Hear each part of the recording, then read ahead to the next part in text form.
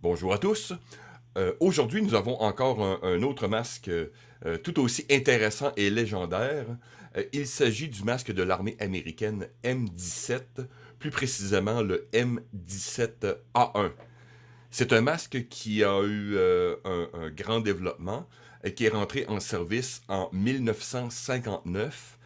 Il a été ensuite progressivement retiré du service, on pourrait dire, après la première guerre du Golfe, donc dans le début des années 90, pour bien sûr être remplacé par le masque M40 à l'époque. Entre 1967 et 1986, environ 3,3 millions de ces masques ont été produits, donc ce qui est assez impressionnant. Évidemment, après la Deuxième Guerre mondiale, on rentre dans les années 50-60, c'est l'ère atomique. Donc, plusieurs armées, dont évidemment l'armée américaine, décident de vraiment se déconnecter, on pourrait dire, de l'époque de la Deuxième Guerre mondiale et embrasser toutes sortes de choses futuristes. Bien sûr, les Russes aussi font leur truc, donc on commence à embarquer en pleine guerre froide. Des nouveaux agents neurotoxiques et d'autres trucs destructeurs font leur apparition. Donc l'armée américaine décide de faire, d'innover, enfin sur papier on pourrait dire, en développant un nouveau masque avec de nouveaux concepts fort intéressants. Il va y avoir trois modèles militaires directs, donc le M17, le M17A1 et le M17A2. Et on pourrait dire aussi qu'il y a eu des sous-variantes. Ben, une sous-variante majeure, le XM27, et on pourrait aussi inclure le XM28, qu'on appelle qu'on appelle le masque Grasshopper, euh, qui embrassait un peu le même concept, mais en version vraiment beaucoup plus allégée. Je mettrai une image ou deux. C'est un masque vraiment intéressant. Chose intéressante, ce masque, évidemment, on parlait d'innovation. Et vous allez voir pourquoi je dis sur papier, un peu comme mon autre vidéo sur le BEM 4GP. Sur papier, les concepts semblent fonctionner extrêmement bien. Sur le terrain, évidemment, c'est une autre chose complètement différente. Il s'agirait du premier masque avec un système d'hydratation. Donc, je vais vous détailler tantôt ici. Et la version A1 qu'on a ici a un système de réanimation. Donc, en tout cas, c'est spécial que je vais vous montrer. Je vais essayer de vous expliquer aussi parce que les informations sont plus ou moins précises. Enfin bref. Encore ici, c'est un système sur papier qui semble être bon. Mais dans la pratique, évidemment, ça fonctionne de manière douteuse. Et ce système a été retiré dans la version A2 pour des raisons, comme je vous dis, techniques. Il y a eu 4 fabricants majeurs. Le principal, c'est MSA, très connu, encore très connu. Mining Safety Appliance, quelque chose du genre. On a aussi DT, Firestone et 1X. Bref, je ne détaillerai pas exactement, mais les plus connus, les plus répandus sont les MSA. Euh, L'innovation majeure de ces masques sont ce qu'on appelle les filtres de type pork chop, côtelette de porc. Euh, L'idée en arrière de tout ça était bien sûr de trouver une solution innovante pour gauchers et droitiers, un nouveau système avec des filtrations pour des nouveaux neurotoxiques et des trucs de menaces russes. Donc, encore ici, un système qui, évidemment, ça rapproche du visage, donc moins de débalancement. Bon, encore ici, comme je l'explique, sur papier, l'idée est très bonne. Mais, plus tard, puis je vais vous décrire le pourquoi ce masque est super beau, mais a énormément de défauts. Et celui-ci, cette innovation est intéressante, mais dans la pratique, absolument désastreuse. Donc, on a 2 filtres de chaque côté, avec les bouchons que vous voyez ici, ça serait l'équivalent des ports d'entrée qui peuvent être enlevés. Étrangement, ou en tout cas dans le concept, la valve, donc la valve de blocage, se retrouve dans, ici, ce port d'entrée. et non à l'intérieur du masque comme les masques classiques. Quand vous enlevez un filtre dans un masque, vous avez toujours les valves à l'intérieur. Donc les valves d'entrée, les valves de sortie. Donc on a ça ici. À l'avant, on retrouve le tube d'hydratation. Ici, nous avons un levier qui va à gauche ou à droite. Donc vous avez soit l'hydratation ou soit le tube de réanimation que je vais vous montrer tantôt. Le tube ici, le diaphragme de communication, les lentilles, donc une forme très intéressante, le bout de plastique de caoutchouc, on pourrait dire ici, qui protège l'ensemble en dessous. Ensuite, vous avez un système de harnais à 6 points avec ajustement qui ressemble beaucoup, je vois sur les côtés, au harnais du M9, donc le masque précédent. Donc avec quelques innovations, il y a des pièces d'équipement que je ne suis pas sûr. Comme ici, est-ce qu'il y a un usage particulier? Je ne sais pas. Mais dans l'ensemble, ça ressemble énormément au harnais du M9. Vite de même, je me demande si les deux ne sont pas compatibles, si on ne peut pas les échanger tout simplement. Donc, et nous avons diverses écritures. Ici, on a US, donc c'est un médium. Ce masque venait en 3 tailles, si je me souviens, comme les M9, donc small, medium et large. Vous avez ici les incrustations, entre autres, date de fabrication, époque. Ici, j'ai comme 2 ou 3 dates différentes. Donc, j'ai 1969, je crois, 1970, quelque chose du genre. Donc, bref, dans ces années. Ici, on devrait voir encore ici d'autres informations. Donc, voilà. Mais ceux qui sont importants, c'est bien sûr date de fabrication et la taille. Donc, le système d'hydratation est relativement simple dans son usage. On reconnaît un peu le look un peu à la S10. On tire le tube. C'est un tube très court avec la prise, je crois qu'il l'appelle M1, donc NBC, qui va sur la gourde. Encore en usage, c'est le même prise. Ce système est encore en usage, je crois, dans tous les masques américains, évidemment, avec des variantes. Mais le système de prise est le même. Donc, vous avez une ouverture pour protéger le tube.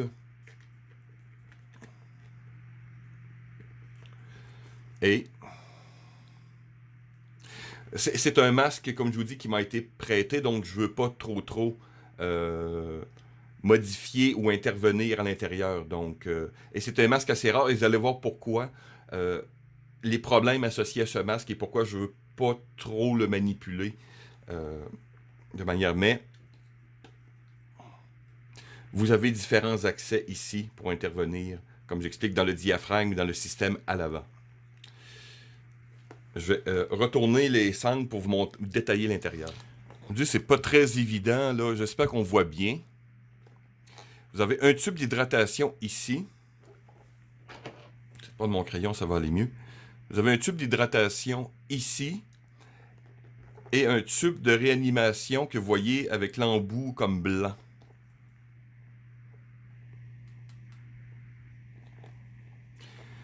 Et je vous dis, le masque a constamment tendance à essayer de se replier sur lui-même comme une espèce de papillon. Donc, si je tourne vers votre droite le levier à l'avant, vous voyez le tube d'hydratation.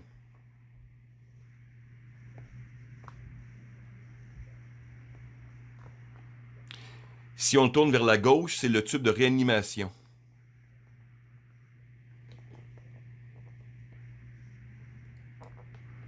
Comme je vous dis, c'est pas évident là d'essayer de bien vous le montrer. Bref, je pense que vous comprenez. Donc, quand je le pousse vers le levier vers votre gauche, réanimation, droite, hydratation. Et pendant que j'y suis, vous avez le masque oronasal, puisque je vais en parler sous peu. Ici, c'est l'entrée pour faire les changements de filtre. Vous avez 2 boutons, dont un aussi qui s'attache au masque oronasal. Donc, je vais en parler sous peu, là, mais je voulais vous le montrer ici avant. Donc, de chaque côté. Bon, j'ai remis le masque sur notre tête de mannequin pour être sûr, comme je vous dis, d'intervenir le minimum de manipulation.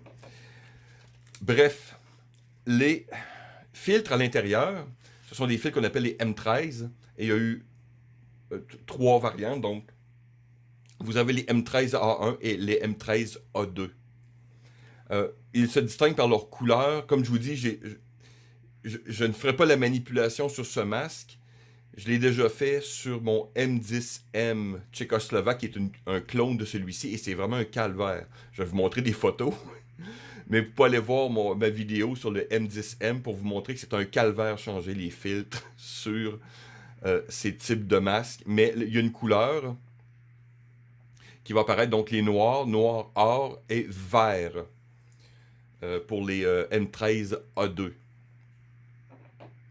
Les filtres eux-mêmes sont particuliers puisque ce sont des filtres, on appelle à un stage. Généralement, dans un masque, dans un filtre, une cartouche régulière, vous avez souvent un filtre de type P3 ou P100, selon si vous êtes européen ou en Amérique du Nord. Et ensuite, il va y avoir du charbon actif, des fois imprégné d'oxyde de cuivre, bon, de chrome et d'autres trucs du genre, d'amiante selon les époques et les menaces. Celui-ci, on appelle un stage puisque toutes les composantes sont comme mélangées ensemble pour arriver au même résultat. Encore ici, sur papier, c'est fort intéressant. Qu'est-ce que ça crée? Ça crée un filtre beaucoup plus plat. Mais comme l'absorption et l'adsorption se fait plus lentement, donc les particules ont tendance à coller beaucoup, à être bloquées beaucoup plus en profondeur du filtre. Donc, qu'est-ce que ça donne? C'est que le filtre se sature plus rapidement. Donc, les changements doivent être faits plus souvent. Okay? Donc, vous avez un avantage et un défaut. C'est selon. Ensuite, les filtres sont particulièrement sensibles aux solvants, à l'essence. Pardon. Aux solvants et à l'essence et peinture. OK? Donc, de la manière que c'est conçu, puisque ces filtres se saturent rapidement. OK, c'est pas une bonne chose non plus pour les filtres standards, mais ceux-ci sont particulièrement vulnérables à des produits domestiques, si on peut se permettre. Autre chose qui a été qui n'a pas été pensé, je crois, à l'époque, on est en pleine guerre atomique, guerre du Vietnam, peu importe. Les filtres sont très près du visage. Donc, oui, le masque est fait pour l'air atomique, si on peut se permettre, donc bloquer les particules alpha, bêta et gamma, bon, qui peuvent se retrouver dans le masque. Sauf que, contrairement à un masque régulier où le filtre est plus déporté, ces filtres sont très près du visage. Donc, et en plus que la manipulation pour changer les filtres se fait de l'intérieur. Donc, il y a une possibilité ici de contamination plus ou moins grave de l'utilisateur, donc c'est une utilisation prolongée, et ou durant une manipulation des filtres, par exemple. Donc, voyez-vous un autre petit détail? Sur papier, les fonctionnaires ont dû trouver ça super brillant, mais ils ont oublié que l'opérateur, en collant les filtres, on approche les éléments toxiques de l'opérateur. Et comme plusieurs filtres à l'époque, les M13 contiennent du charbon actif qui est lié avec du chrome hexavalent, du chrome 4 qu'on appelle. Que vous savez, j'en ai déjà parlé dans d'autres vidéos, c'est évidemment un produit cancérigène, mais quand que la majorité des filtres civils ou militaires, même avec certains produits toxiques, quand ils sont en bon état, il n'y a vraiment aucun problème en tant que tel. Mais je voulais simplement vous dire que ces filtres contiennent du chrome 4, du chrome hexavalent. Et ici, les valves, qu'on appelle les valves C20, contiennent la valve d'entrée, mais comme ils sont à l'extérieur, ils sont poussés par pression. Okay? Ici, j'ai regardé une première fois, je ne veux pas le refaire, les valves doivent être changées. Okay? Donc, je ne veux pas remanipuler pour ne pas causer d'autres problèmes en tant que tel. Mais ces bouchons, avec comme un pré-filtre sur le dessus, j'essaie de mettre une photo plus en précision, contiennent la valve. Et à l'extérieur, donc si vous avez un impact moindrement dans un bon angle, ces bouchons peuvent littéralement sauter. Okay? Encore ici, étrange.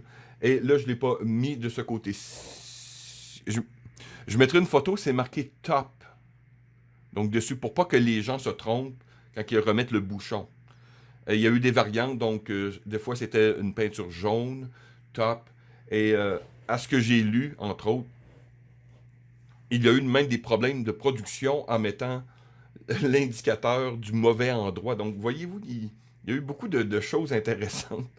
Heureusement, celui-ci est bien indiqué, donc top. Mais comme je vous dis, je mettrai une photo pour plus détaillée. Mais encore ici, un design étrange. Maintenant, parlons des problèmes associés à ce masque. Un des premiers, le levier que je vous parlais tantôt, donc gauche-droite, comme le fonctionnement des fois était peut-être un peu difficile, les soldats avaient tendance à vraiment forcer ou à se tromper, donc réanimation ou hydratation. Donc, que ce soit la version... toutes les versions, donc les soldats qui étaient entraînés une version, donc avaient tendance à forcer, donc littéralement, à faire frotter des pièces à l'intérieur inutiles qui pouvaient nuire au tube d'hydratation et au fonctionnement général du masque. Donc, problème ici. Autre problème, le butyl utilisé ici a tendance, par sa formulation, à causer deux problèmes majeurs. Sa formulation a été a été produite pour les environnements plus froids. Et ce masque a été beaucoup développé, a été beaucoup utilisé au Vietnam, par exemple. Okay?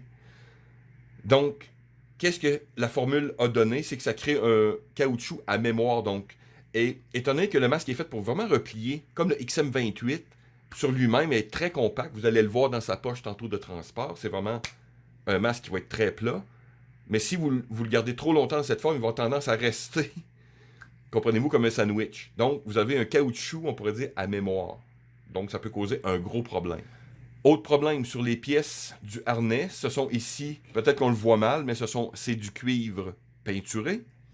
Le problème, étant donné que c'est du cuivre, avec l'usure, la peinture va protéger bien sûr, mais avec l'usure, le cuivre, la peinture va s'enlever, s'écailler, et le cuivre peut migrer dans le caoutchouc qui va causer littéralement une destruction du caoutchouc. Donc, petit détail ici, comme je vous dis, donc il peut y avoir une contamination causée par l'usure du cuivre sur le harnais vers le caoutchouc.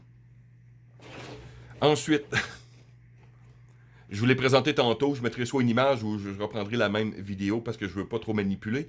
L'intérieur, tantôt, je vous ai présenté les boutons qui servent à coller ou à décoller, comprenez-vous, l'ouverture pour changer les filtres. Le problème, c'est qu'évidemment, c'est extrêmement frustrant. je regardais les informations, le protocole...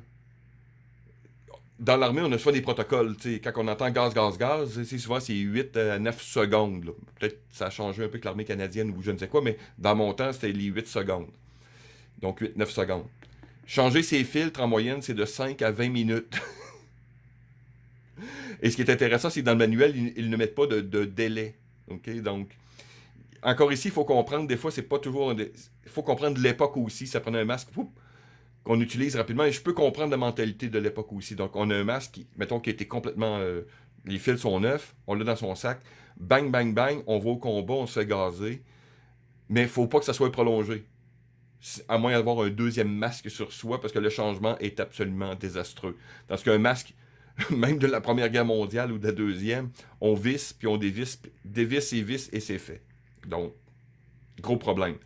Donc, les boutons à l'intérieur, les soldats étaient tellement frustrés que des fois, ils forçaient, ils arrachaient littéralement. Donc, plusieurs de ces masques, les boutons à l'intérieur, ou déchirent comme la membrane intérieure. OK?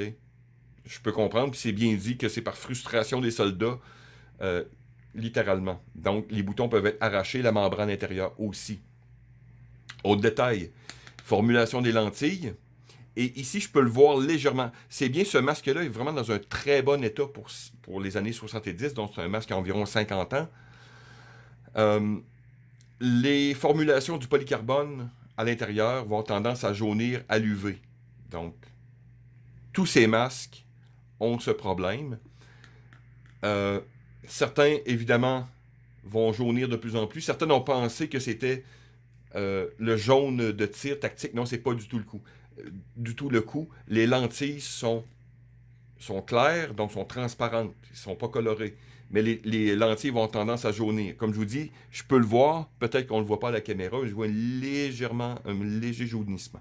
Très léger. Mais ils sont vraiment en excellent état, ces lentilles. Et comme j'expliquais tantôt, la formulation du caoutchouc butyl a été faite pour un environnement plus froid, et ce masque a été hautement déployé dans la guerre du Vietnam, entre autres, et plus tard dans la guerre du Golfe. Donc, ces masques, s'ils ont été exposés trop longtemps aux rayons UV à la chaleur et stockés ensuite pour se retrouver par exemple sur le marché du militaria, vont avoir tendance à se dégrader. Encore ici, ce masque est dans un excellent état, donc il a été bien entretenu.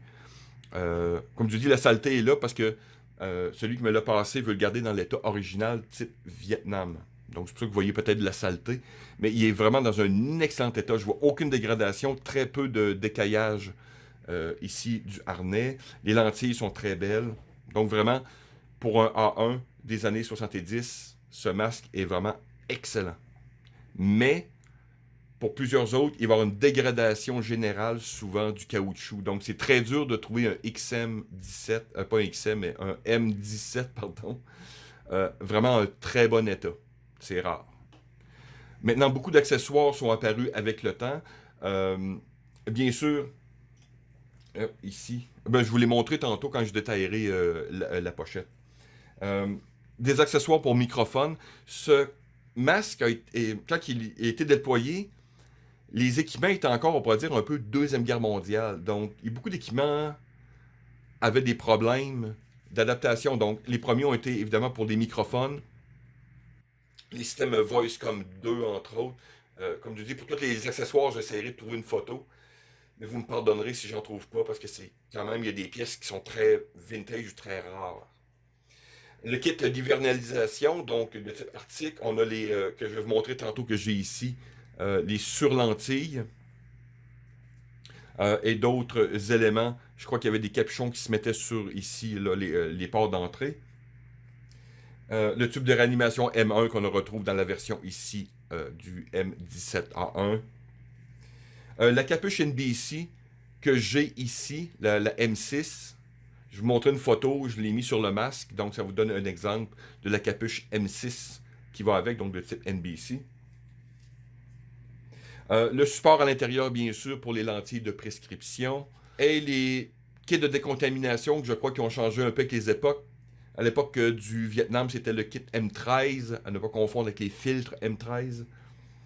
Et plus tard, c'est le kit M258. Donc, kit de décontamination. Je sais qu'il y avait d'autres choses comme lingettes, bon, des trucs du genre. Donc, beaucoup d'accessoires. Et aussi, ce masque, dans d'autres versions, a été utilisé par les forces policières, entre autres. Donc, peut-être d'autres accessoires qui me sont inconnus. Ensuite, comme toute bonne chose, on a eu beaucoup de copies et de clones. Comme beaucoup d'armées, souvent, ils vont voir une grosse armée comme les Russes ou les Américains. Ils disent, si eux développent ce produit-là, c'est parce que c'est le meilleur. Ce qu'on comprend qui est faux en général. Mais plusieurs armées ont copié ce masque. Un qu'on retrouve le plus communément, c'est le masque M10 ou M10M, tchécoslovaque, très connu. Vous pouvez aller voir ma vidéo sur ce masque, qui est une copie pratiquement exacte. Et certaines personnes disent que la copie tchèque est supérieure à la version américaine. Ce que, en manipulant ce masque, je me rends compte qu'effectivement, le M10M, pour ce type de masque, je le trouve légèrement supérieur. Le PDE-1 de l'armée bulgare, très rare. Le MP4 polonais, qu'on appelle le masque Bulldog, moins commun, mais je le vois apparaître par-ci par-là dans le marché du militaria. C'est un masque simplifié, mais vraiment, on reconnaît immédiatement ses origines. Le M17 aussi, mais la version coréenne, donc Corée du Sud. Et le type 3 japonais. Donc, et je ne sais pas s'il y a eu d'autres variantes, là, mais c'est les plus connus pour ce masque. Maintenant, nous allons détailler la pochette. La pochette, le style de port est un port latéral. Je vous montrer, comme je dis, vidéo avec. Les inscriptions typiques US, masque de protection de campagne M17A1 avec la taille. Donc, on reconnaît un peu le style du M9 et même d'autres poches que j'ai ici qui datent de la Deuxième Guerre mondiale pour les masques M4, si je me souviens bien. Vous allez avoir le harnais, les sangles pour passer au-dessus de poitrine, épaule, et celui pour la taille ou la cuisse selon le type de configuration que vous voulez. Maintenant, on va détailler d'autres choses aussi en partant du haut. Ici, nous avons une pochette latérale à ouverture de bouton. La personne qui avait qui m'a passé ce masque a mis le bouchon M1 NBC. Mais je suis sûr que c'est pas l'usage de cette poche. Celle-ci, j'ai regardé, c'est pour le kit de décontamination M13 ou le plus récent. Donc, on l'a par des boutons. Et on va avoir son kit ici. Donc, comme je vous dis, je vous mettrai une photo. Et une pochette obscure en dessous. Aucune idée de l'usage, mais voilà. Comme je dis, je sais pas si je vais pouvoir trouver un schéma ou autre pour l'usage exact, mais il y a une poche ici. Donc, vous avez 3 poches sur le pourtour. Bien sûr, on voit qu'il y a des renforcements de plastique souple à l'avant et à l'arrière. Et à l'intérieur, donc ce sont des boutons lift de duct, très typiques des années 50-60 dans l'armée américaine et canadienne, et britannique je crois aussi. Ça c'est la capuche. Dans le fond, je sais qu'on voit mal, mais il y a comme une pochette, là, je sais pas c'est pourquoi, peut-être pour des filtres supplémentaires, j'ai aucune idée. Sinon il s'agit d'une grande poche pour stocker le masque. Ici, j'ai la capuche NBC. Comme je vous dis, j'ai fait le montage. Je vais vous montrer une photo. Donc, on voit les trous. Et c'est une capuche assez complexe avec velcro, fermeture. Donc, celle-ci, je l'avais ramassée vraiment par hasard. Et voilà. Donc, comme je vous dis, une photo vaut 1000 mots. Ensuite, les lentilles. Je ne sais pas si on va pouvoir voir.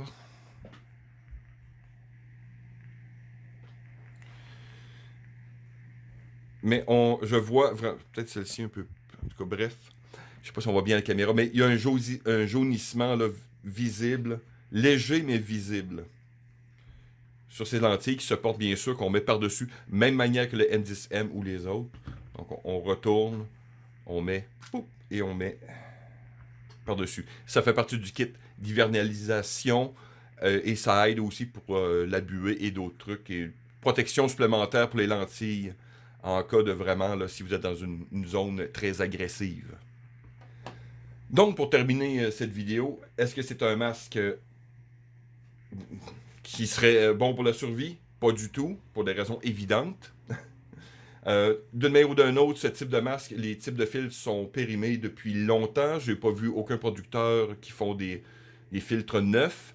S'ils sont en bon état, comme je regardais, c'est souvent le filtre P100 ou P3 à l'intérieur va être totalement fonctionnel sans problème. Mais évidemment, les autres produits pour filtrer les NBC, eux, vont se détériorer avec le temps. Donc, voilà.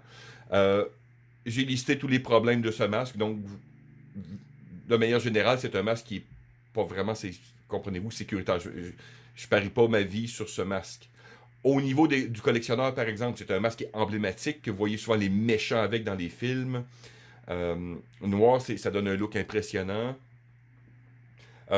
Du marché des collectionneurs, dans l'état qui est ici actuellement, c'est assez rare et les prix sont extrêmement variables.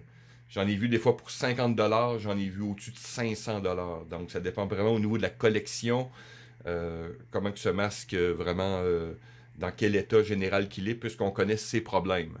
Donc voilà, je suis très content d'avoir pu détailler cette pièce pour vous. Alors merci de m'avoir écouté. À la prochaine.